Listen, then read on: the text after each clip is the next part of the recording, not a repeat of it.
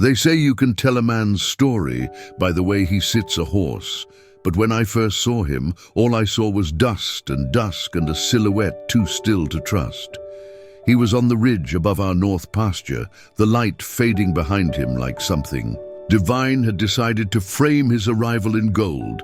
I was wrestling a busted fence post into stubborn soil, sweat clinging to my back, when I noticed him just standing there, one hand resting easy on his saddle horn, the other shading his eyes as he looked down toward me like I was the stranger, not him. He didn't speak, just tipped his hat when I finally stared back long enough. Most drifters pass through without ceremony, looking for work or trouble or both. But this one, this Jesse, though I wouldn't learn his name till later, just nodded, then eased his horse down the slope like he had every right to be there. And something about that quiet kind of confidence rubbed me wrong and stuck with me. The thing about holding a place together on your own is you stop expecting help. My daddy had been sliding deep into forgetful silence since Mama died, and the ranch was holding on by splinters and spit. I didn't have time for strange men or soft stories, but when the post snapped again and the sledgehammer slipped from my grip, he was there. Didn't ask permission, just picked up the hammer and drove the next stake like he'd done it 1,000 times. We barely said a word. I didn't invite him to stay, and by the time I turned around, he was gone. That night, I sat on the porch, with my boots off and my heart still racing, trying to decide whether I was more rattled by his silence or the fact that I'd felt safer in it than I had in a long, long time. So before you get comfortable, take a moment to like the video and subscribe, but only if you genuinely enjoy what I do here. And drop your city and local time in the comments. I always want to know where and when you're tuning in. The next morning started like most do. Sky painted soft and pink, dust still settled from the night winds. I was dragging feed out to the barn when I heard hooves again. For a half second, I thought I was dreaming him up, but there he was, riding up slow like he'd been here every day of his life. He dismounted without a word and started helping. Just like that. No questions, no terms. Just a rhythm that fell in step with mine like he'd known the dance all along. My brain screamed at me to ask him who he was, what he wanted, why he'd come. But my gut said to let it ride, just for a moment. Because the truth.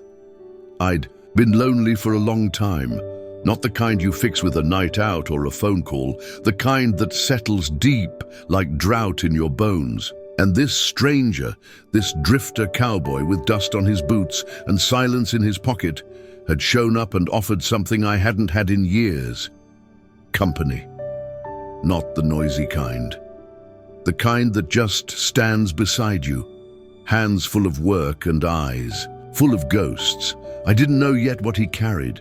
I didn't even know his name, but somehow it already felt like he belonged. The second morning he was there again, earlier this time, so early in fact, I wondered if he'd slept it all. The sun wasn't even over the trees yet, and already he had 2 bales of hay tossed down from the loft before I'd finished feeding the chickens. I didn't say thank you, not because I wasn't grateful, but because I was confused. Strangers didn't just show up 2 days in a row to do honest work, unpaid and uninvited. Not around here, not for someone like me, whose name wasn't worth much anymore in this shrinking town. But there he was, sleeves rolled to his elbows, dirt under his nails, moving like someone who wasn't in a hurry to get anywhere. He didn't ask where to help. He didn't have to. It was like he knew the bones of the place better than I did. Like he could feel where the weak joints were, the sagging fence rails, the feed sacks too old to trust. He worked with the kind of focus you only see in men trying to forget something. I caught him once, standing real still in the middle of the pasture, eyes scanning the hills like he was measuring time instead of land. When I asked what he was looking at, he shrugged. Just checking the fence line, he said, but I knew a lie when I heard one. He wasn't looking at the fence.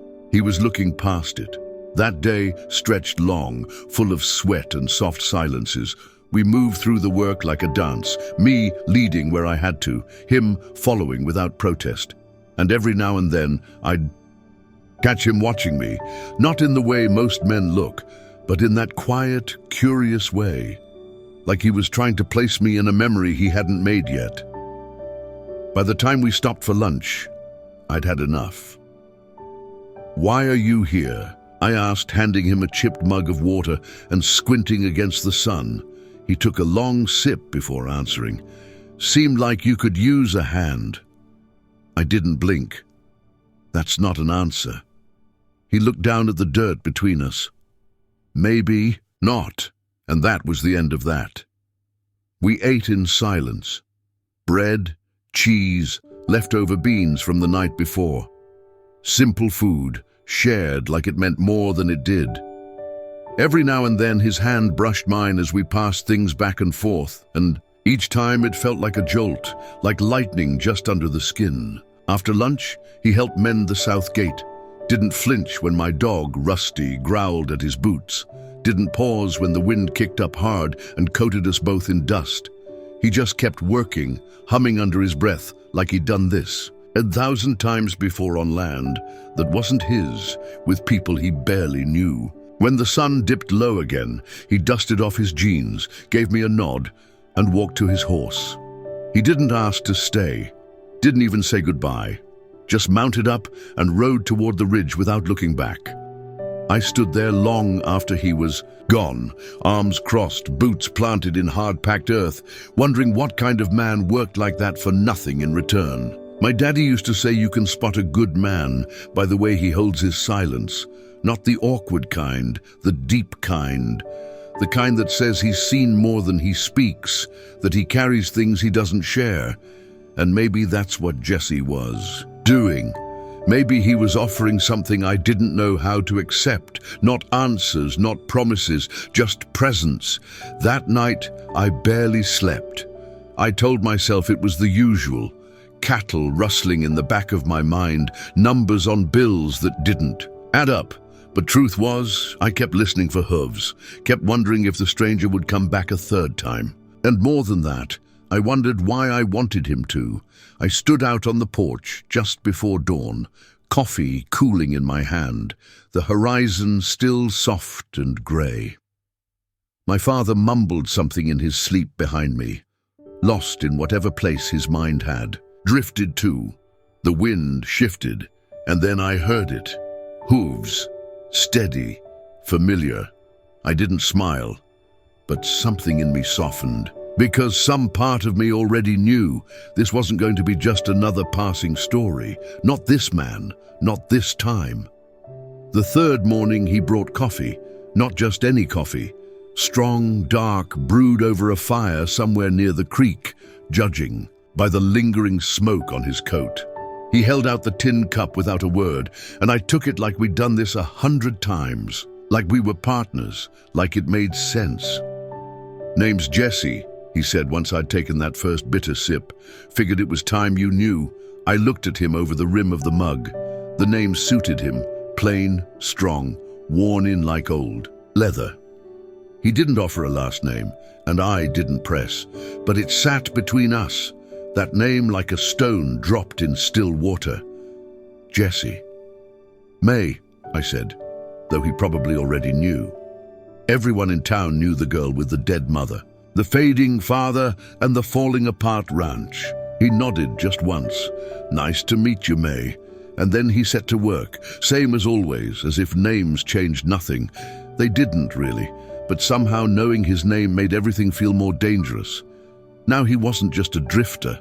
He was Jesse, a man with a story, a man I might want to know. That day he talked a little more, not much, just pieces. He told me he'd been up north for a while, working with cattle near the Montana line. Said he drifted south when the frost set in. I asked if he had family. He paused, glanced at the hills, and said, "Not anymore." And that was the end of that. He had a way of answering just enough to shut the door behind it. Like he'd figured out how to keep people from asking the wrong questions by giving them just enough of the right. Once, We fixed the corral fence together that afternoon. I handed him nails, held the boards steady, watched the way his arms moved with rhythm and purpose. He was good with tools, too good, like he'd built things before, like he'd taken things apart too. At one point, Rusty barked at something in the brush, and Jesse stiffened just for a second. His hand hovered over his belt, where a pistol might have been, though I hadn't seen him carry one. Then he relaxed, rubbed the dog's head, and went back to hammering. "You been in the service?" I asked, trying to sound casual. He shook his head. Not officially, which meant yes, in one way or another. I didn't ask more.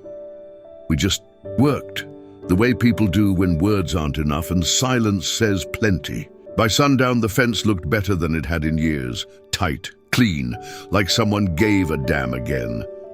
We sat on the porch afterwards side by side, not touching, watching the sky bleed into night.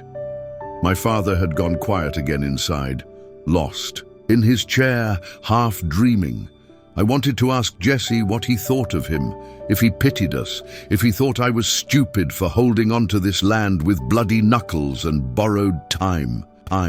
Instead, I said, "You don't talk much." He glanced over at me, the corner of his mouth twitching. "You talk enough for both of us." I almost smiled. Almost. "You planning on staying?" I asked, my voice lower than I meant. He didn't answer right away, just leaned forward, resting his elbows on his knees, looking out at the pasture like it held a map only he could read. "I don't plan much," he said finally. "I just go where I'm needed."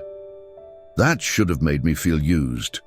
Temporary. Like a stop on a long road, but something in his voice didn't sound like a man passing through. It sounded like a man hoping he could stay. Later, after he'd gone, no goodbyes, no promises, I lay in bed staring at the ceiling, his name echoing in the quiet, Jesse, just a man. But the way my chest ached told me something else. He wasn't just a drifter, and I wasn't just curious, I was starting to care. The storm rolled in fast, one of those summer tempests that come roaring down from the northern hills with no warning, just a gust of strange wind, a hush across the grass, and then fury. I'd barely gotten the last of the chickens into the coop when the first crack of thunder split the sky. The horses were already restless, pacing in their stalls. Sensing what was coming, Jesse showed up soaked to the bone. He burst into the barn just as I was throwing feed and calming the mares, water sluicing off his coat, his hat dripping rain. He didn't say a word, just got to work like he'd never left. The barn shook with wind. Lightning lit the rafters, in jagged bursts throwing his face into strange relief. Sharp cheekbones, clenched jaw, eyes like old scars. We moved like clockwork. No time for talk, just the creak of the storm above and the smell of hay and sweat between us. When the worst of the thunder cracked, one of the younger colts spooked, nearly breaking a leg. Jesse lunged without thinking, wrapped his arms around the animal's neck and whispered something so low I couldn't hear. The colt stilled. Only then did I realize my hands were shaking. The rain wasn't stopping. The wind had slammed the barn doors shut, and we were stuck, just the two of us, a lantern burning low, and all that noise pressing in from the world outside. I pulled a quilt from the tack room, sat cross-legged in the loft above the hay, and watched him climb up after me. The air was thick with silence. "I didn't mean to be here," he said at last, staring down at his boots. "Funny," I replied. "Neither did I." He laughed, soft and strange, like he'd forgotten how. Then, as the storm raged around us, Jesse started to talk. Not much, not directly, just threads pulled loose from whatever tight weave he kept around himself. He told me he'd loved a woman once, long ago. She wasn't his wife, but she might have been if time had been kinder. She died sudden, he didn't say how, and afterward, he'd packed his horse and never stopped moving. Said he tried settling. Once it didn't hold. The land didn't feel like home anymore. "Until now?" I asked, before I could stop myself. He looked at me then. Really looked. "Until now," he said. That scared me more than the lightning. Because he wasn't. A man given to lies, and that meant he believed it. That meant I might have to believe it too. I told him about my mother, how she died slow and hard from something the doctors couldn't name until it was too late. How my father had started slipping away the day she was buried. How the ranch fell to me, not with a will, but with a silence I didn't know how to break. I was 22, I said. Had to learn how to fix a busted axle and patch a bleeding steer in the same week. He didn't say sorry. He just listened, really listened, like he wanted to carry the story, not just hear it. I leaned back on my elbows, staring at the ceiling, the rain drumming like war above us. I could smell the leather of his coat drying by the lantern, the sweat in his shirt, the sharpness of hay and wood smoke. It was quiet for a long time.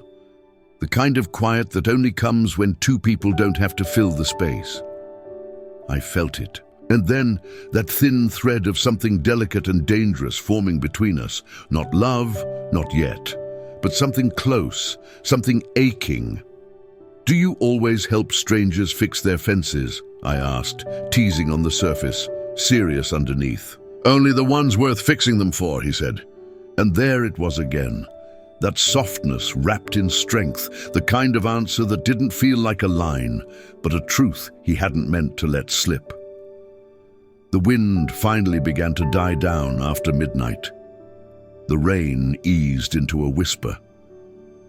We didn't move, just stayed there, two broken things holding warmth above the stables, too afraid to say what we were thinking. That night, something shifted. We didn't touch, but we stopped being strangers. By morning, the world had been scrubbed clean. The storm left everything slick and shining, the sky wide open like it had nothing left to hide. Puddles shimmered in the low light, and the leaves along the fence line hung heavy with water. Jesse was already outside, his hat pulled low against the wet, tugging fallen limbs off the path like he owned the place. And maybe, in some quiet way, he did. I stood on the porch with my arms folded, watching him move. There was no hesitation in him, no waiting for orders or asking what came next. He worked with the kind of ease that didn't come from obligation, but from habit, from roots maybe, the kind a man plants before he knows he's planting them. I joined him after a minute, both of us silent as we cleared the downed branches from the drive. A tree had come down out near the back fence, and we spent the better part of the morning sawing it up, sweating through our shirts despite the chill left in the air. My hands ached. His didn't seem to mind. At one point, I leaned on the trunk to catch my breath, and he offered me his canteen. Our fingers brushed. I didn't pull away. "You ever think about leaving?" he asked, almost too soft to hear. I looked out across the field, at the rolling hills and broken gates and the house I'd been born in. Leaving, God, yes. I'd thought about it every winter when the pipes froze, every spring when the calves came late, every time I watched another friend move away for something easier. But then, I'd think about my mama's laugh echoing through that kitchen. My father's stories on cold nights, the land that felt like it remembered me even when I didn't remember myself. "I have," I said, "but I never did." He nodded like he understood, and I think he did. Later, we worked the horses. He gentled one of the yearlings better than I ever could. The way he spoke to her, low and steady, hand on her flank, made me still inside, like watching someone play a hymn they hadn't touched in years. There was grief in it, and grace. "Where'd you learn that?" I asked. "Old man taught me," he said. "He's gone now." "Family?" "No," he said. "Just someone who took me in when I didn't have anywhere else to go." The words sat heavy between us. I could feel the weight of them, the way he carried that loss like an old wound, worn smooth, but never gone. And for a moment, I saw him Not as a drifter or even a man, but as something more fragile, something scarred. That night, after supper, he lingered longer on the porch. My father was already asleep inside, his soft snoring like background music to the hush of crickets and wind. Jesse leaned against the railing, one foot on the step, his eyes on the stars. "Tell me something true," I said, not looking at him. He was quiet for a long time. Then, "I haven't stayed anywhere longer than 3 days in over 10 years. I looked at him then, really looked. "This is day 4, I said. He didn't answer, but I saw the truth settle on his face. Like dawn, he hadn't meant to stay. He'd planned to ride on, keep moving like always, but something had shifted. Something was rooting him here, even if neither of us dared to name it. I reached for the tin of coffee beside me, took a sip that had long gone cold. I'm not asking for anything. I know. I don't need saving. I know that, too." I looked at him, the way his jaw clenched when he was thinking too hard, the way his fingers tapped against his thigh when he was trying to stay still. "But I could use someone to stay for a while," I said finally. He turned toward me then, slow, like he wasn't sure if he'd imagined the words. "You asking me to stay?" "No," I said. "I'm just saying, I wouldn't mind if you did." His eyes softened, and for the first time, I saw the man underneath the dust and distance, the man who hadn't let himself love anything in a long time, maybe not since her. He didn't speak. He just sat beside me, and we watched the stars rise, 2 broken souls learning how to sit still together. The 5th morning, Jesse made breakfast, not just coffee, actual food. Bacon crisped in an old cast-iron skillet, eggs fried with butter he must have found in the icebox, biscuits I didn't even know we still had the flour to make. I stepped onto the porch to the smell, still half asleep, barefoot and bleary-eyed, and there he was by the fire pit, humming some low tune, spatula in hand like it was the most natural thing in the world. "You cook now?" I asked, rubbing the sleep from my eyes. He looked up, flashed a grin that caught me off guard. "I figure someone ought to." The meal was quiet, easy. Dad didn't say much, he never did anymore, but he ate more than usual. And I caught him watching Jesse more than once with an expression I couldn't read. Maybe it was suspicion. Maybe it was hope. In that quiet way men like him show it, silent and still, like they don't want to spook it off. Afterward, Jesse fixed the hinge on the screen door without asking, and something about that nearly made me cry. It was such a small thing, but no one had done small things for me in a long time.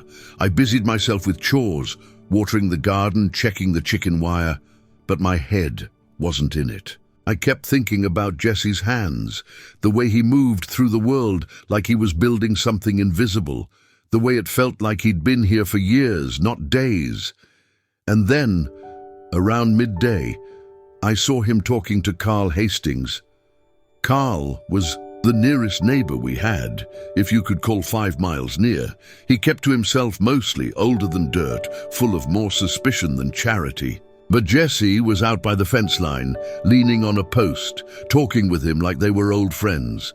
I stayed back, watching through the barn slats, pretending to clean tack. Carl was nodding, slowly, listening. Then he said something that made Jesse laugh, an actual laugh, not just that half smile he gave me sometimes. And I felt it again, that little throb of jealousy, sharp and mean, before I could even stop it. When Jesse came back, I tried to play it off. I asked about feed inventory. I asked about mending the back gate. I asked everything but what I really wanted to know. "What did Carl want?" I finally said, casual-like, while we checked the fence. "Just talking," Jesse said. "About?" He asked if I knew what I was doing. I raised an eyebrow. "And do you?" He smiled faintly. More than I let on, I wanted to press. Wanted to dig past the edge of that answer. But something stopped me. Maybe it was the look on his face, like he was weighing how much of himself he could risk.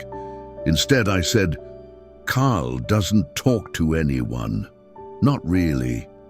Jesse shrugged. Sometimes people just need to feel like you see 'em.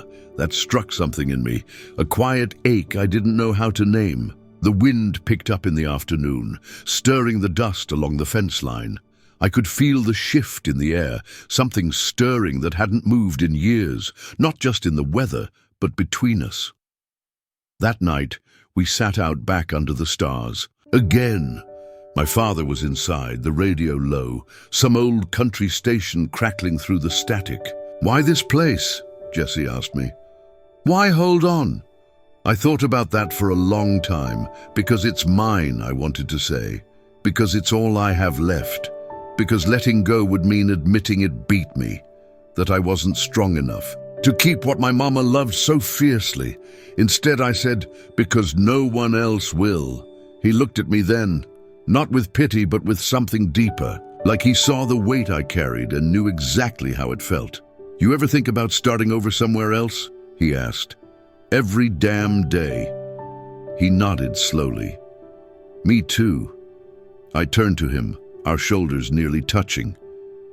"Then why?" "Haven't you?" He didn't answer for a while. Then softly, like he was giving something sacred away, he said, "Because I was afraid I'd never find anything worth staying for." And there it was, that thing we'd been circling since the storm. That unspoken thread stretched taut between us, humming in the quiet. We didn't touch, we didn't kiss. But our hands rested inches apart on the railing, and that was enough, more than enough. Because sometimes love starts in silence, in the things not said, in the stillness shared by two people who've been alone too long. By the end of that week, Jesse was no longer just a guest. He knew where the coffee tin was without asking. He'd found the rhythm of the ranch like he'd been raised on it. Up at dawn, boots on before the rooster crowed, fixing what needed fixing before I even noticed it was broken. My father started asking for him by name when something needed moving or lifting, his voice a little stronger, like having Jesse around added weight to the air again. It was dangerous how quickly he fit. And maybe it should have scared me. But it didn't. It felt right in a way nothing had in years. One morning we rode out along the ridge, just the two of us. The sky was the color of new denim, and the air still held a chill that smelled like mesquite and memory. Jesse rode my old gelding, like they'd been partners forever, one hand loose on the reins, the other resting on his thigh. He didn't speak much, just looked out over the land like it told him things. "This place yours?" he asked eventually. I nodded. "All of it, for better or worse." Hard to believe. "Why?" He tilted his head toward me. "Because most folks don't hold on this long." I didn't answer, just leaned forward in the saddle, listening to the sound of hooves over cracked earth and brittle grass. We came to the overlook where the fence had fallen years ago. Too steep to be worth fixing, too beautiful to ignore. The valley stretched. Below us, gold and green and bruised with shadow, the river threading its way through like silver ribbon. Jesse got off his horse and walked to the edge.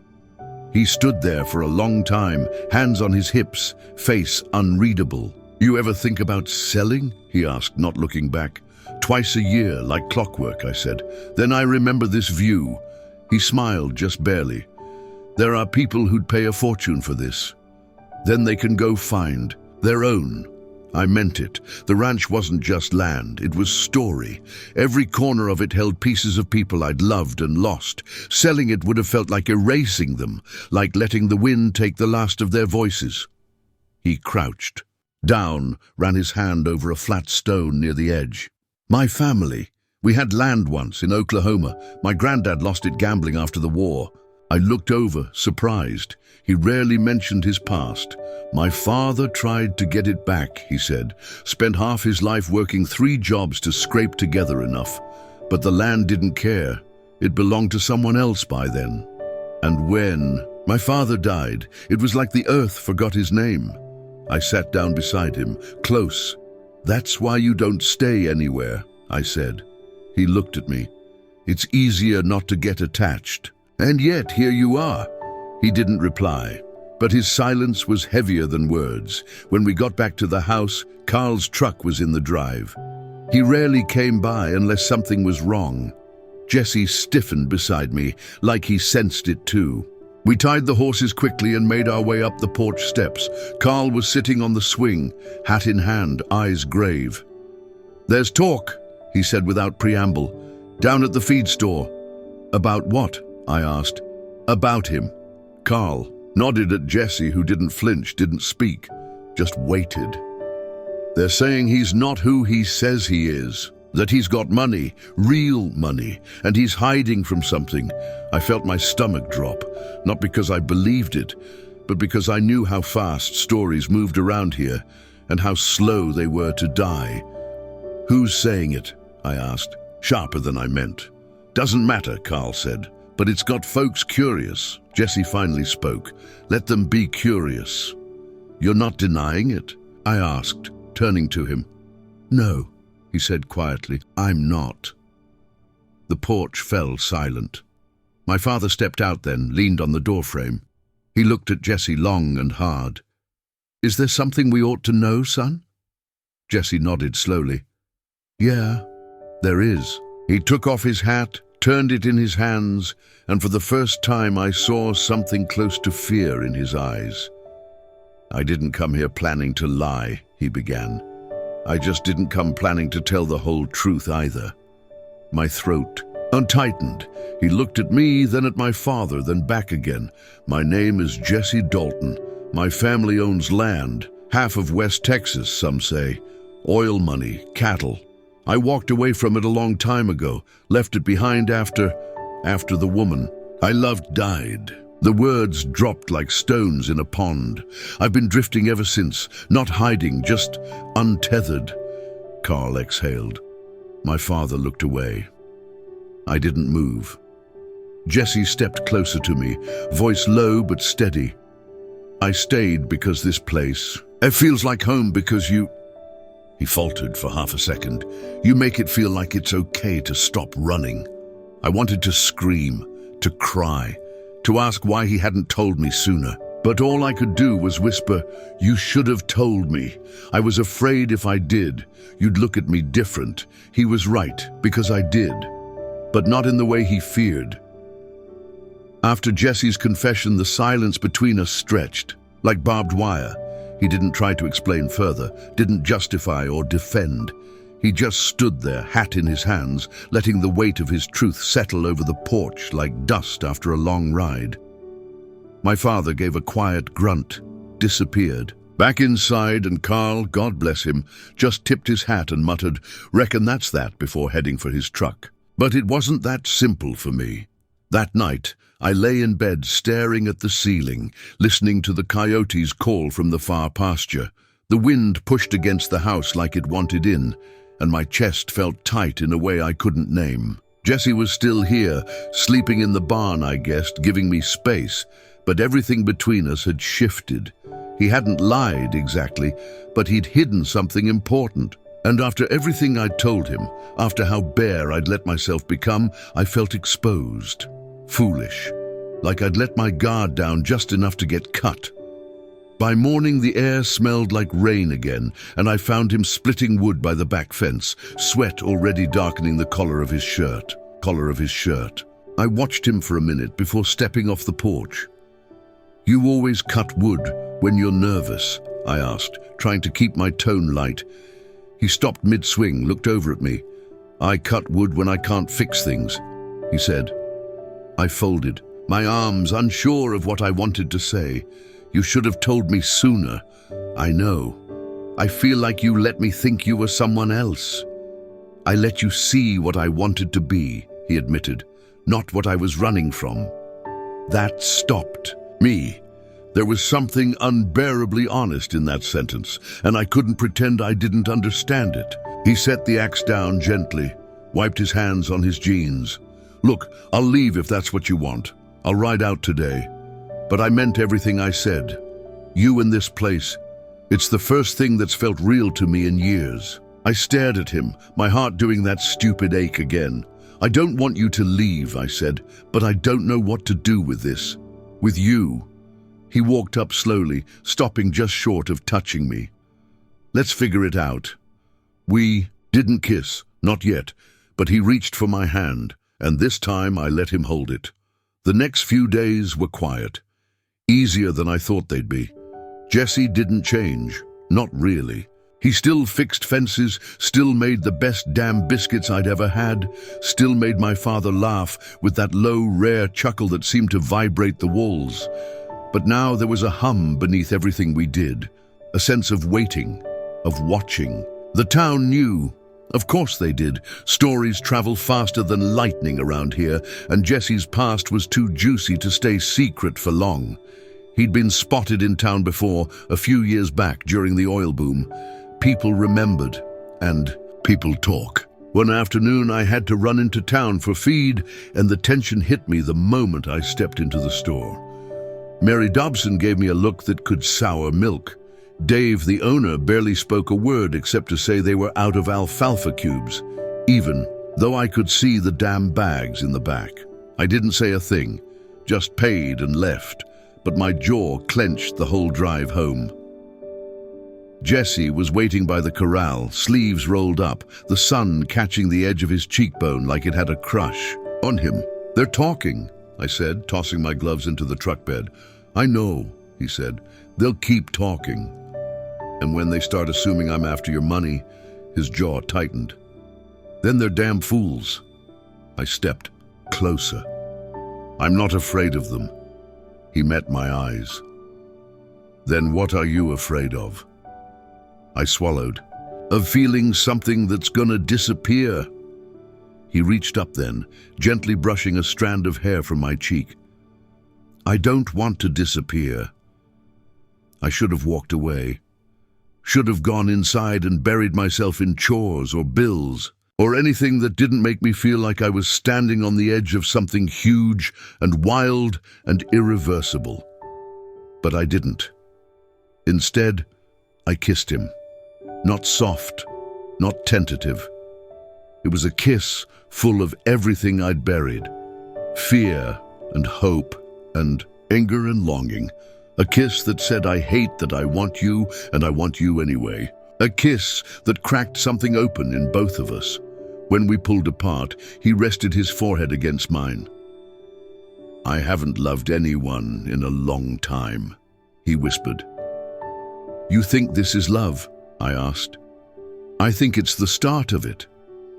And, just like that, I was afraid all over again, but also, maybe for the first time, ready. We fell into something we didn't dare name. Not yet. But it was in the way he made the coffee before I got downstairs. The way I started packing 2 lunches instead of 1. In how he learned the squeaky spots on the porch and stepped around them when I slept in. There was tenderness between us now. Quiet but solid.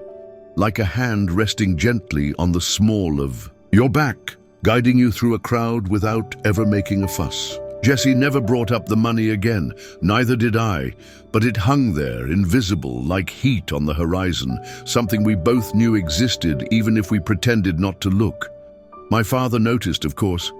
You'd have to be blind not to. One night, after Jesse had gone out to check the northern gate, Dad and I sat at the kitchen table with the lights low and the smell of supper still clinging to the walls. "You love him?" he asked, like he was asking if I'd remembered to lock the barn. I didn't answer at first, just stared into my mug. "I don't know," I said. He nodded slowly. "But you want to?" That landed hard, because it was true. I'd been running from that wanting like it was something shameful, but there it was, out in the open. "Good man," my father said after a long pause. I looked up, startled. He never passed judgment that easy, not on anyone. "He is," I said, and something in me loosened, just a little. That weekend, we drove into town together for the first time. I should have known better. At first, everything seemed fine. The sun was out. The streets were quiet. We stopped at the hardware store, picked up nails and oil, and Jessie even helped an old woman lift her feed sacks into the back of her truck. She smiled at him like he was the sheriff and the preacher. rolled into one, but by the time we got to the diner for lunch, the air had changed. 3 men sat at the counter, local boys, all with too much pride and not enough to do. One of them, Ricky something, a farmhand who drank too much, watched Jesse with that look. The kind that says, "You're not one of us," and we don't. Like what we don't control. We sat in the back booth, waited for the waitress who never came. Ricky stood up, walked past us once. Then again. The third time, he stopped at our table. "You sure you're in the right place, Dalton?" he asked, too loud, eyes mean. Jesse didn't flinch. "I go where I want," he said, calm as stone. Ricky laughed. "Guess money'll buy you manners, but not sense." Jesse leaned back. "You want to finish your coffee or keep dancing with stupid?" The diner went quiet. I stood, heart pounding. "Leave it," I said to Jesse. "Let's go." Ricky smirked. "That's right, Cowboy, walk away." And then, God help us, he spit right at Jesse's boots. Jesse looked down, then up, and for a second I thought he was going to swing, but he didn't. He took my hand. We walked out. No shouting, no brawl. Just the sound of boots on tile and the burn of eyes on our backs. Outside, I exhaled so hard my chest hurt. "You okay?" I asked. Jesse nodded. "Takes more than a punk with spit to rattle me." Still, the way his jaw stayed clenched told me the moment wasn't over for him. Back at the truck, he stared out at the road for a long time before saying, "This is why I never stayed anywhere. Because of people like him." He shook his head. "Because of how it feels to be hated, without earning it." I didn't know what to say. Instead, I reached over, laced my fingers with his. And for once, he didn't pull away. Just held on, quiet and steady, like that was all either of us needed. Later that evening, while I was finishing up laundry, Jesse came into the mudroom with a strange look in his eyes. "I've been thinking," he said. I raised an eyebrow. "That usually means trouble." He smirked, but it didn't reach his eyes. "I've got an offer to make." I set the laundry basket down slowly. "Go on." "I want to invest in the ranch." I blinked. "What?" "I've got the means, and this land, it's got soul, but it's struggling. We could fix the roof, buy new fencing, get the herd numbers back up, hell, drill a new well out by the south pasture." I stared at him, heart doing strange things. "You want to buy into my land?" I asked, careful. "No," he said quickly. "I want to believe in it, and in you." Tears stung my eyes without warning. It was too much, too fast, too kind. I turned away, biting the inside of my cheek. "I don't know if I can accept that," I whispered. "I'm not trying to take anything from you," he said, voice gentle. "I just want to help carry it." I looked at him then. Really looked. He wasn't trying to rescue me. He was offering to stand beside me. And that, somehow, was even harder to accept. "I need time," I said. He nodded. "Take all you need. I'm not going anywhere." And I believed him. God help me, I did. Days passed with a slow-burning tension between us, woven through quiet. Mornings and restless nights. I wrestled with the idea of Jesse's offer. To let him invest, really invest, meant crossing a line I'd kept drawn for years. Land was legacy, blood, pain. Trusting someone with it was like handing them the keys to your soul. But Jesse wasn't asking like a stranger. He was asking like a man who had been broken, like me, and still chose to believe. One afternoon, as the sun melted gold into the sky, I found him sitting by the creek, skipping stones.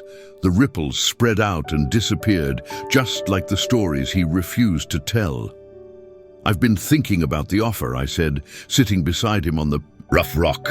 He looked up, hope soft in his eyes. "I'm scared," I admitted. "Scared that if I say yes, I'm inviting someone to stay. Not just the land, but the spaces I don't want anyone to see." Jesse's fingers brushed mine. "You don't have to invite me to those places. I'm already here." We sat in silence, the creek's song filling the space between words. That night, under a blanket of stars, I let myself imagine what it would be like, not just to share the ranch, but to share my life. The next morning, I found Jesse in the barn, eyes fixed on the horizon as the sun pulled light across the hills. "I've made my decision," I said. He turned, eyebrows raised. "I want you to be part of this. Not just the ranch, me." He smiled then, a real smile, the kind that reaches the eyes and lingers. We shook on it, and just like that, the walls I'd built around my heart started to crumble. But the past had a way of catching up.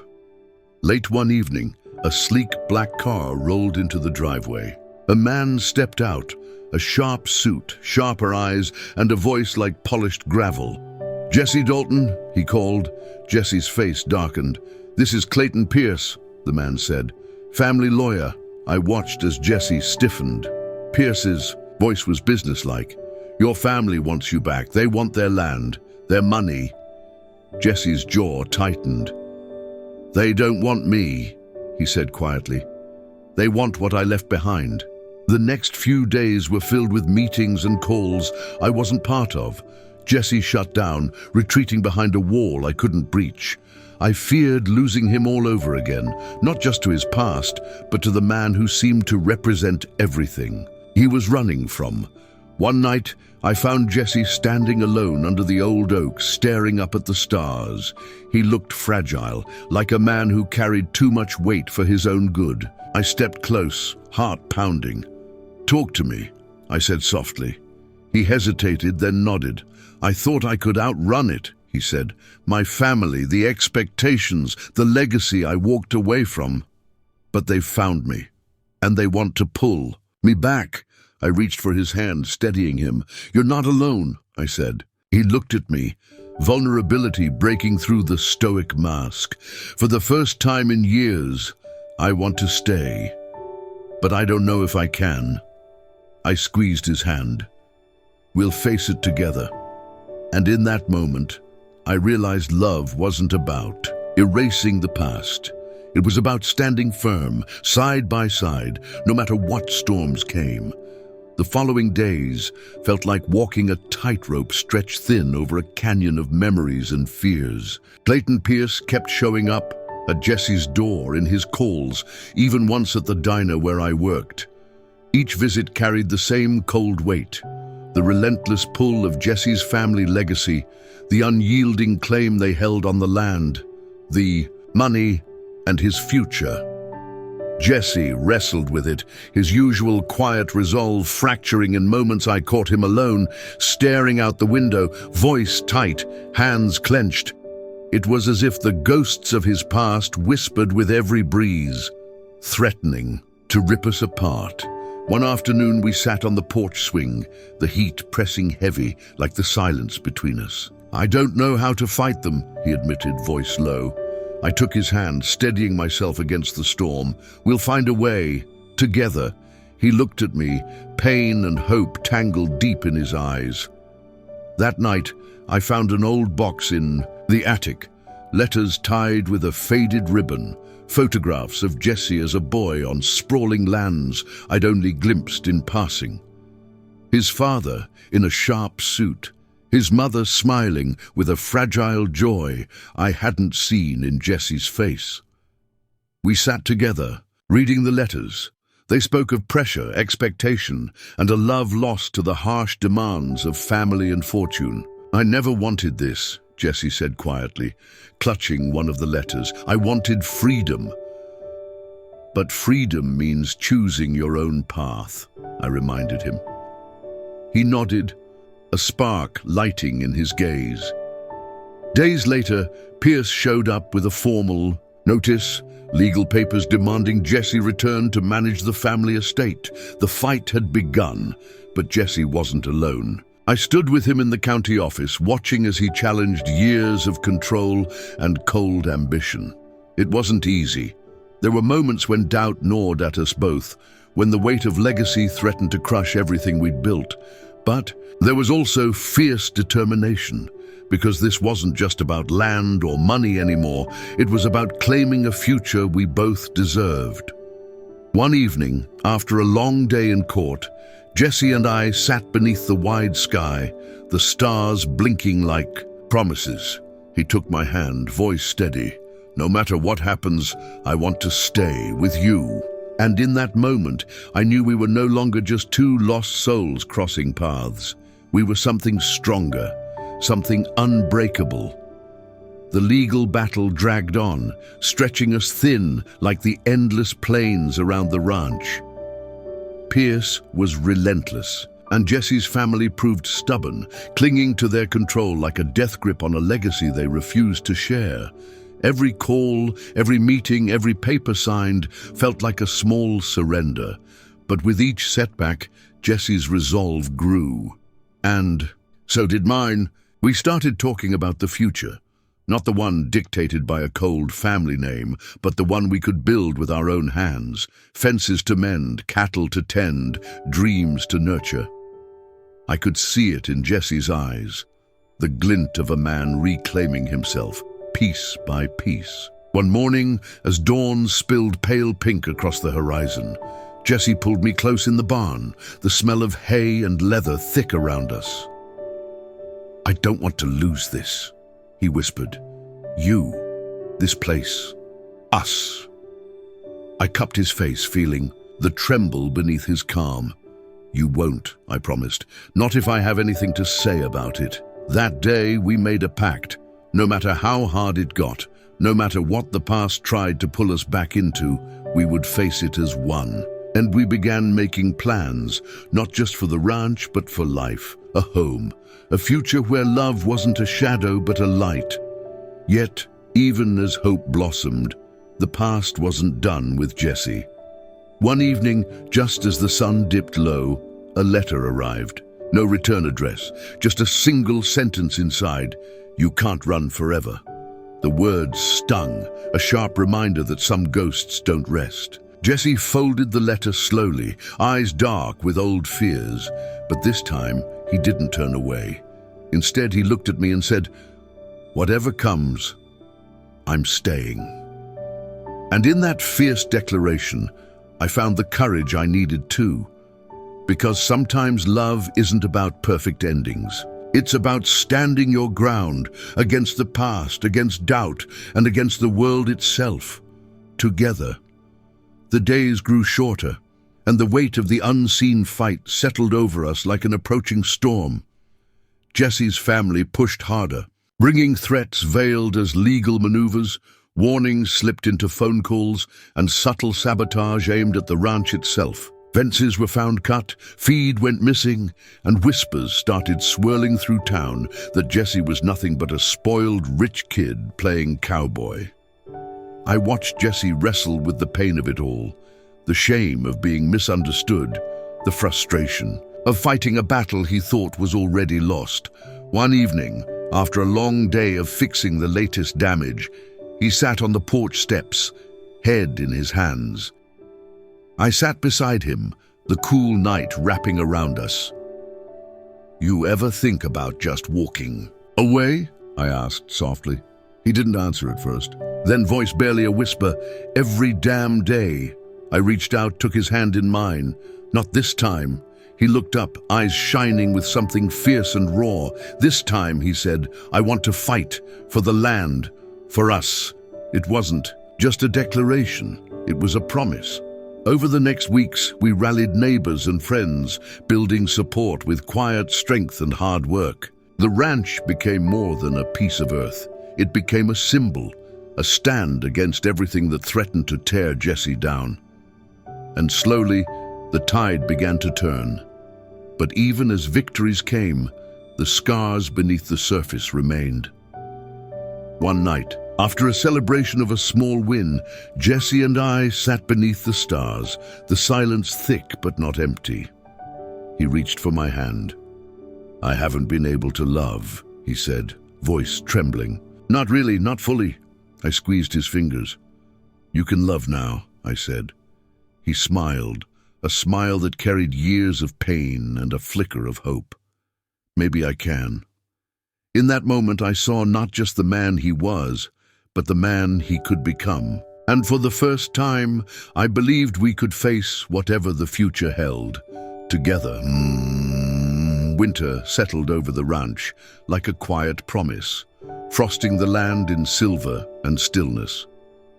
Inside the warmth of the house, Jesse and I carved out a world that felt like ours. Soft blankets, shared meals, and stolen moments by the fire. The fight with his family still loomed, but between us, a new strength took root, one forged by trust, patience, and a love neither of us dared speak aloud. One snowy evening, Jesse surprised me with a small, worn box he'd found tucked away in the attic. Inside were old letters from his mother, filled with hopes and regrets, and a faded photograph of Jesse as a boy, standing beside a man I now understood was his father, eyes proud but distant. He handed me the photograph, voice thick with emotion. "I think I'm ready to forgive," he said. I pulled him close, feeling the weight of years lift between us. Forgiveness wasn't about forgetting, it was about making room for healing, for love, for the future. In that moment, I saw the man Jesse had been hiding behind his tough exterior. The man who'd been afraid to love because he thought he didn't deserve it. But now, standing there with snow falling softly outside, I saw a man ready to open his heart. The ranch wasn't just land anymore, it was home. And with Jesse by my side, I knew we could face whatever came next. Because sometimes the hardest battles lead to the sweetest victories, and sometimes love is the fiercest kind of courage. Spring arrived slowly, painting the ranch with fresh green and the promise of new beginnings. The battle with Jesse's family finally reached its end. Quiet, not with fireworks or fanfare, but with a mutual understanding born from time and tenacity. Jesse had won more than just the legal fight. He'd reclaimed his life on his terms. Together, we stood beneath the wide-open sky, the land stretching endless and free before us. Jesse looked at me, eyes soft but sure. "I never thought I'd find this, a home, a love I could trust." I smiled, heart full. "You did, and you fought for it." He took my hand, fingers intertwining with mine, steady and strong. The years of running, the silence, the fear, they all felt like echoes fading into the past.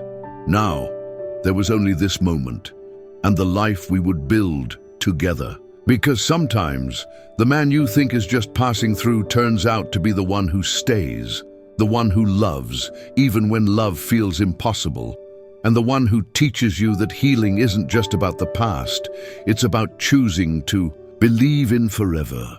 We stood there, the sun warm on our faces, knowing the road ahead would have its bumps. But we'd walk it side by side, no longer drifters, just home. The wind-down moment settles gently, a quiet closing breath after the storm.